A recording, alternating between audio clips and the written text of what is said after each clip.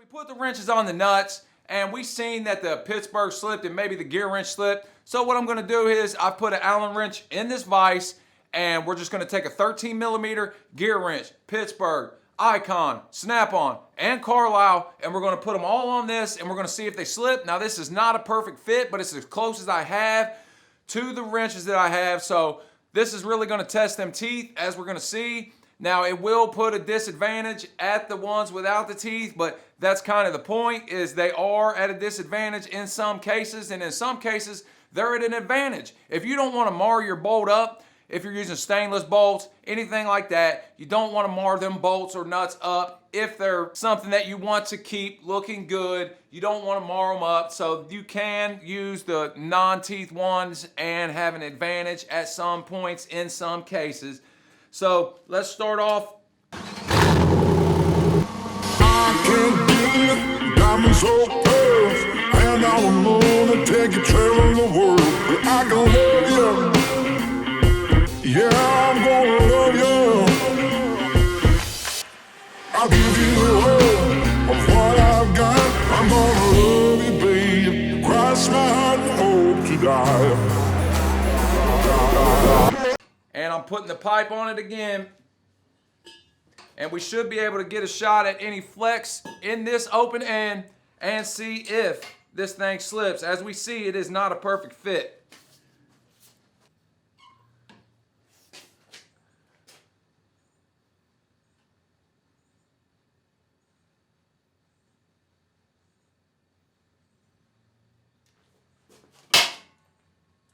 That gear wrench held it pretty good. Let me tighten this down a little more.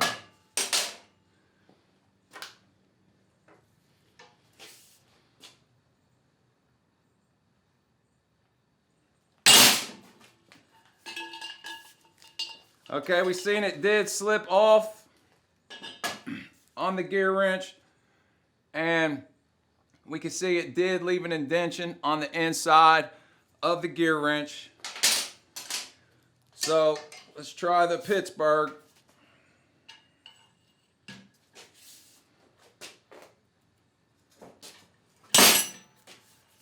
That slipped off pretty easy, which doesn't surprise me because the size of this opening is not very big, and we can see that it doesn't have much give to be able to keep a hold of anything, which is why it is going to slip off your fasteners easier.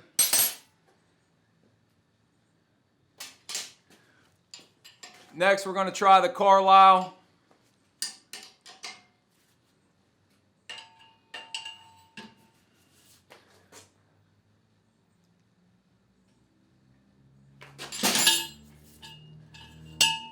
It did slip off, and if we look here, it's actually destroyed those teeth on the Carlyle. So that just rounded all those teeth off on that Carlyle. Let me make sure. I'm going to make sure I get you a shot of this because I don't want anybody saying that I was lying. We can see the teeth are gone on the inside of the Carlyle. If we look at the bottom, and if you refer back to my other videos, you'll see that's how the teeth looked on that Carlyle before I just destroyed the teeth. Next, we have the Snap-on.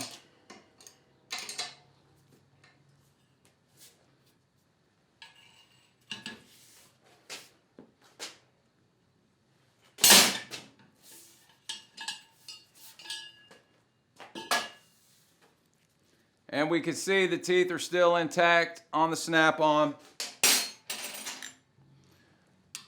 Last but not least, we're going to do the Icon.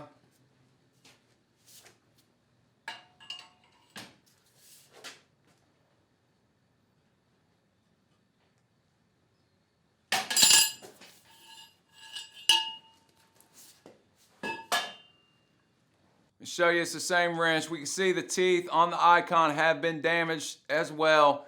So, as I said, I don't have anything to fit this better in the Snap-on, but I do have something to fit it better in the Icon, so why don't we do that?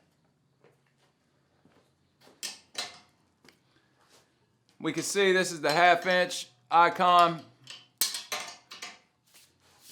And let's see if we can destroy this or if it's gonna hold.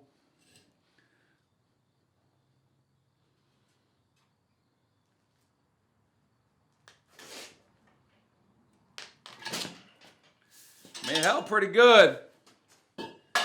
We're obviously running this up against some hardened steel, which is good, a lot harder than this material.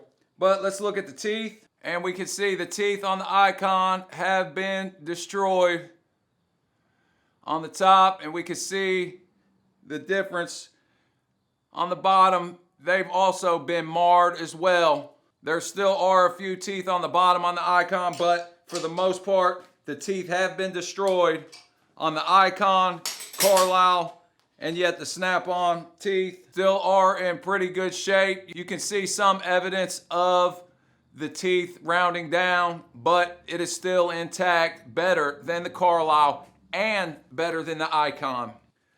Just for fun, because I want to try to break something, let's try this 1/2-inch regular Pittsburgh wrench, and let's see if we can break this.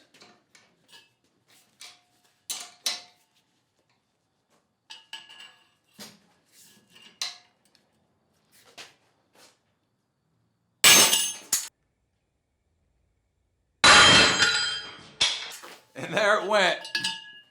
That was just for fun. I knew it would break. And here's the piece that broke off. So we can see the difference, man, when you use some cheap wrenches versus some good to decent wrenches.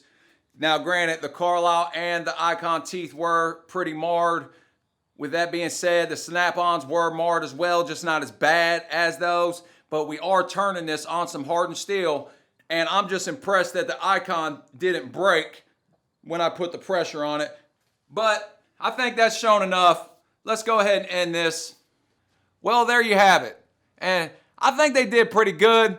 Now, we seen on the bolts, I couldn't make the snap-on slip. I couldn't make the icon slip. But I could make the Pittsburgh and the Gearwrench slip. But I think the Gearwrench did pretty good, as we seen when I went to the Allen wrench. And I mean, we're looking at, these are supposed to have teeth. They're supposed to grip better. As we seen, they did grip a little better. But the Gearwrench grip pretty good, I think. I like the Gearwrench wrenches. I've been using the Gearwrench wrenches for a while, and I think they are pretty high quality wrenches, and they are at a great price. So they are a great option for a lot of people. Now, with that being said, it's going to just depend on what you want to spend, what name you want in your toolbox at this point. Now, when we start looking at price, we've seen the snap-on set, $515. Man, that's pretty expensive, man. I mean, $515, that's a week's pay for some people. So to spend a whole week of your life working for somebody else just to buy a set of wrenches is pretty expensive. Now, granted, you are going to make your money back with them wrenches, so it is an investment. That's how I look at tools. They're an investment in me doing a job to make money, so you're investing in yourself. Now, I don't even worry about resale value. There's a lot of people that talk about resale value, and you know, I talk about resale value sometimes just because those people talk about resale value. Resale value doesn't matter to me. What matters to me is what I can get for what amount of money to make me some money and to spend as less money as possible. So it's business in my eyes. If I could spend $100 on a set of wrenches and those wrenches be able to do the same thing those $515 wrenches do, or close to the same thing, then it's going to take me shorter time to be able to recover my investment. That's what's important for a lot of people. And that's what should be important for a lot of people. Now, with that being said, we've seen that the Carlyle, it did rip the teeth off of it. It did mar the teeth off of the Icon 13 millimeter, but there still was teeth left. The Carlyle was about gone. Now, when we went to the 1/2-inch Icon, which fit the Allen wrench better, we seen a pretty big difference. It tore the teeth completely off of that, which is to be expected as a tighter fit, but it didn't break. And we could see, as you've seen from some of the footage, I got a 3 to 3.5 foot pipe on the end of these wrenches. So I'm putting some tremendous torque on these wrenches. And as we've seen with the Pittsburgh, that the old adage is true, you get what you pay for. Now, does it matter to me what wrenches you have in your toolbox? No, it doesn't matter. You're going to have to just make your own decision there. But what I will tell you is if you're working professionally, don't put Pittsburgh in your box. As we've seen, you're going to put yourself in some bad predicaments using those wrenches. Now, with that being said, if you have no choice to start with, go buy them. Get them. Get what you can afford. But if you wanted my opinion, I would tell you to look somewhere else. But if all you had was $20 to get, it's a pretty complete set. It goes from 1/4 inch to 1.25 inch. And I don't believe there's any skips in this. So that is a pretty complete set, and it's $20, $25, $30. I can't remember what I paid for them, but I broke a few of them. If you have to use the open end on those wrenches, they're not good. Now, you can get away with just using a box end on pretty much any wrench for the most part. Now, there are going to be clearance differences. As we've seen with the first video, we tested the clearances on the Icon, the Snap-on, and the Carlyle.